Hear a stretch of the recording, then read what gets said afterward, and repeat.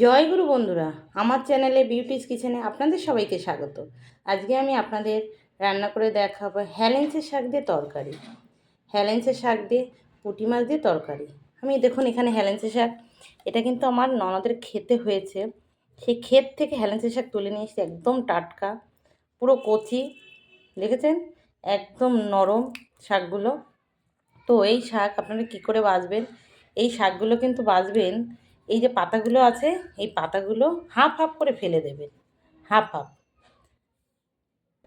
শাকগুলো কী করে বাছবেন দেখুন, এভাবে মাথার পাতা, প্রতিটা পাতার মাথার দিক দিয়ে ফেলে দেবেন, হাফ হাফ পাতা রাখবেন আর হাফ হাফ ফেলে দেবেন। এভাবে কিন্তু হেলেঞ্চা শাকগুলো বাছবেন। এভাবে বাছলে পুরো তেতো হবে না, কিছু না। সাদা শাকে কখনো তেতো হয় না, সবসময় এই সাদা হেলেঞ্চা শাক কিন্তু খেতে স্বাদ। তো দেখুন এখানে এভাবে বাছবেন।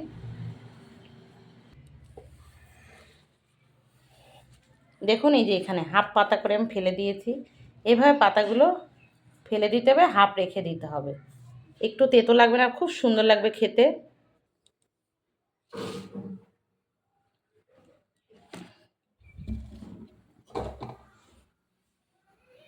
এখানে আমি কড়া বসিয়ে দিয়েছি, দেখুন কড়া গরম হয়ে গেছে। আমি এখানে কড়াতে এবার তেল দিয়ে দেবো আলুটাকে ভাজার জন্য। আলুটাকে একটু ভেজে আমি আলুতেই জল ঢেলে দেবো। আলুটাকে আগে জাল হতে হবে, আলুটা সিদ্ধ হবে, তারপরে ঝোলের পরে শাক দিতে হয়, তাহলে শাকে তরকারিটা একদম সবুজ সবুজ থাকে। দেখুন বন্ধুরা, তেল গরম হয়ে গেছে, এবার আমি আলু দিয়ে দেবো, একটু ভেজে নেব।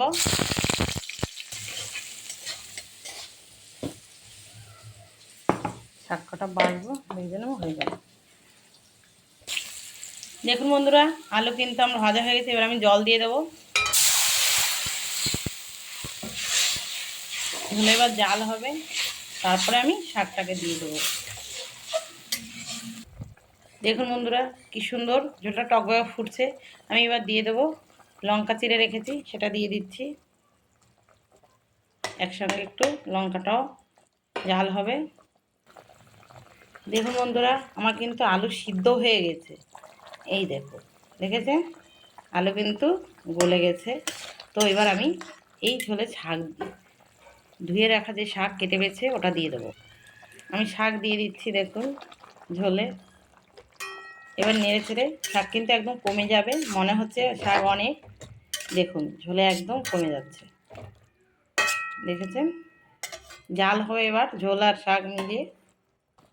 দেখুন এবার এই শাক ঝোলে জাল হবে, শাকও সিদ্ধ হয়ে যাবে, গায়ে মাখা ঝোল থাকবে। শাকে কিন্তু বেশি ঝোল ভাল লাগে না।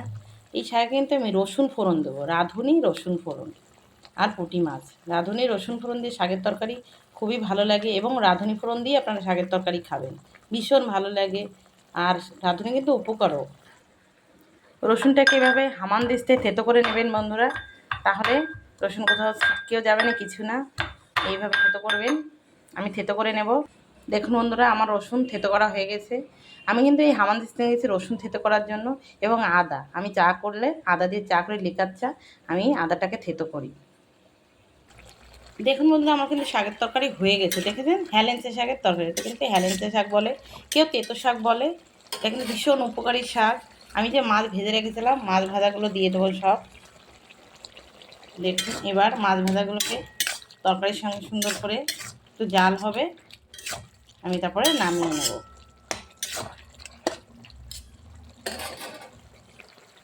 তরকারি আমার হয়ে গেছে, এবার আমি নামিয়ে নিচ্ছি। দেখুন বন্ধুরা, আমার কিন্তু কড়া গরম হয়ে গেছে, আমি কড়াইতে এবার তেল দিয়ে দিচ্ছি, দিয়েছি।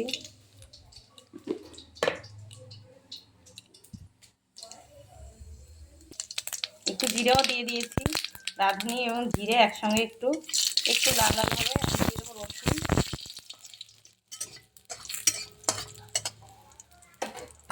আমি রসুনটা দিয়ে দিচ্ছি। রসুনটা একটু লাল লাল ভাজা ভাজা হবে, আমি তরকারি দিয়ে দেবো। রসুন লাল লাল ভাজা হয়ে গেছে, এবার আমি তরকারি দিয়ে দেবো। ফোড়ন, দেখুন কি সুন্দর টকবগায় ফুটছে।